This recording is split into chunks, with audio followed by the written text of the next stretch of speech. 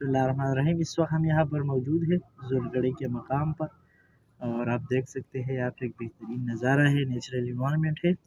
और यहाँ पे हमारे पास एक वेटलैंड भी मौजूद है। वेटलैंड वो एरिया होती है, आमतौर पे जो ज़मीन होती है वो पानी को जज़ब करती है, लेकिन यहाँ पे ये जो ज़मीन है इसमें वो जज़ब करने की इतनी सलाहियत नहीं है, इसलिए कुछ वक्त के लिए, कुछ ड्यूरेशन के लिए, मिनवल के लिए यहाँ पे वाटर स्टे पोजीशन में होते हैं।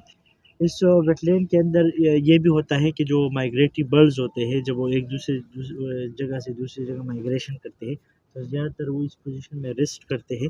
और यहाँ पर जो पानी है या इस वाटर के अंदर जितना मुख्तलिफ़ किस्म के ज़ू प्लैंकटन और फाइटो प्लैंकटन, मुख्तलिफ़ types of plants and animals और माइक्रो ऑर्गेनिज्म मौजूद है, तो यहाँ पे वो अपने लिए कुछ शिकार भी कर सकते हैं, कुछ खुराक भी कर सकते हैं, पानी भी वो वहाँ से यहाँ से पी सकते हैं। और फिर वो रेस्ट के बाद और स्टेबल होने के बाद फिर यहाँ से माइग्रेट हो जाती है किसी दूसरी जगह।